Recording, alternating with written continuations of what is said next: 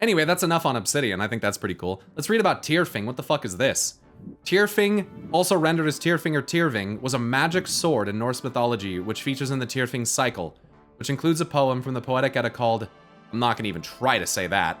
The name is also used in the saga to denote the Goths. Germanic people. Tyrfing was the keenest of all blades. Every time it was drawn, a light shone from it like a ray of the sun. I'm gonna fucking punch my monitor screen. What? Are you fucking kidding me? I'm sorry, but do you guys remember how Sargeras manifests this sword?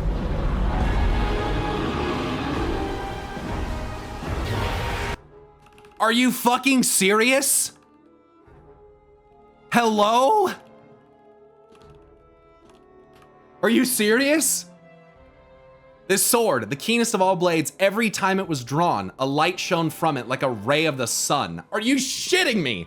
It could never be held unsheathed without being the death of a man, and it always had to be sheathed with blood still warm upon it. There was no living thing, neither man nor beast, that could live to see another day if it were wounded by Tyrfing. Whether the wound were big or little, never had it failed in a stroke or been stayed before it plunged into the earth. And the man who bore it in battle would always be victorious. Holy fucking shit. Are you fucking joking right now? Are you fucking kidding me? What? How'd I not know about this sword? What the fuck?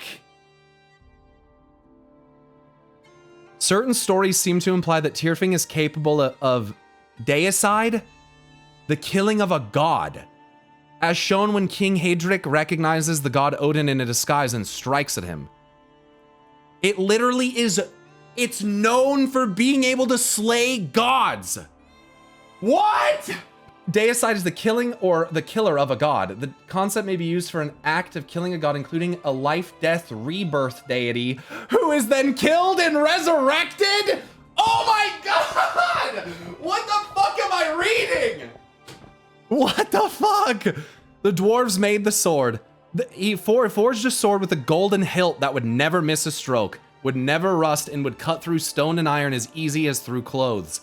The dwarfs made the sword, and it shone and gleamed like fire.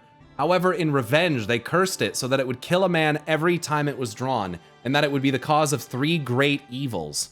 They finally cursed it so that it would also kill Svafarlami himself. Fuck! When Svafarlami heard the curses, he tried to slay Valen, but the dwarf disappeared into the rock. And though the sword was driven deep into it, it missed its intended victim. In the case of this king. This is, oh man, this is fucking... I can't believe I fucking just read about a sword from Norse mythology, which when drawn, radiates with a beam of sunlight that can kill gods and can even be used in deicide for resurrection of a god. Are you fucking kidding me? Are you fucking kidding me right now? Are you actually serious? Every time it gets drawn, someone dies. Are you actually kidding me? And it's stored even with blood warm upon it. Dude, my brain is melting. Dude, what the fuck? Jay, this has to go on YouTube. Yes, chef. Jay, this has to go on YouTube. We're there, chef. Calm down. Holy shit. 3 great evils? Old God's Legion Scourge? You never know. You never know. If you're trying to equate Sargeras to a powerful light entity, you might be mistaken, as the light was completely against Sargeras and the Legion. Oh, that's new information to me, actually. I didn't know that. My theory is Sargeras is probably a being of fire rather than light. Oh, let's talk about fire, actually. You know, fire is a form of light, right? But fire is a form of light that has to burn fuel. So, in your perception that fire is not light, I heavily disagree. Fire is a form of light. In fact, some would say that fire is the most primordial form of light that there is. Fire of creation being a pretty common term in media, clearly. and also how fire relates to light and rebirth. Yeah, I disagree with you. I think that the reason why Sargeras is on fire is because his soul is literally burning. He's basically, I think, burning his own spirit to a degree in order for this light to be a thing. Almost like scouring his own soul with fire, potentially. But again, for you to not look at this and clearly see that it generates light, and also the fact that when Gul'dan opens the portal in the Nighthold to allow the power of Sargeras to come through, it is displayed in a vivid spectrum of light, actually. So, your assertion that Sargeras has nothing to do with light is one that I will not agree with, which is okay. We don't all have to agree. But this seems to pretty directly contradict what you're saying, considering that Gul'dan's pretty clearly imbued with light fire right here. So, yeah, I would think that what you perceive as the light is a little bit orderly. It's maybe a little bit not the same kind of state as the light that Sargeras would wield. But to claim that he does not wield light simply because the Legion fought against the Army of the Light, I think is not a good argument. In my opinion, what this clearly shows is that Sargeras is not Fel, as we were led to believe, and Sargeras is also not Shadow Flame, because he's not purple and Shadow Flamey either. So, at least as far as I can tell, he's not Shadow Flame.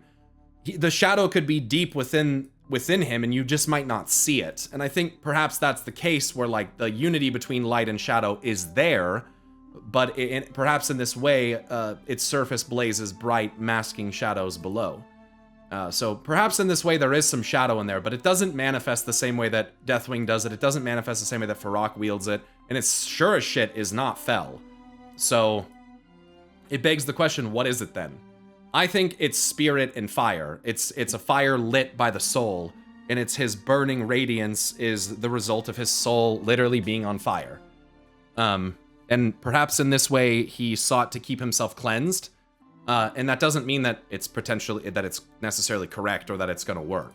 But again, I think that this is kind of what like the Anduin story is starting to allude to a little bit, is the concept of like accepting that darkness that's within you and learning how to integrate it in positive ways rather than ignoring it and letting it swallow you because you're ignorant of it, or because you've been trying to deny it, right? So I think it's kind of that concept, personally. So yeah, fire is light, and in fact, fire is what some would consider to be the greatest gift of the gods. Could it just be the case that Sargeras is just fire in the sense that we know it, like fire being a lesser fundamental version of Fel? No, I don't think that Sargeras is lesser than Fel personally. I mean, I could certainly be wrong. Fel could be the conjunction of flame and shadow as discussed, but I think that there's sufficient evidence to actually disprove that, and in fact prove the opposite, that this power is greater than Fel. It's not weaker. It's stronger. This is stronger than Fel.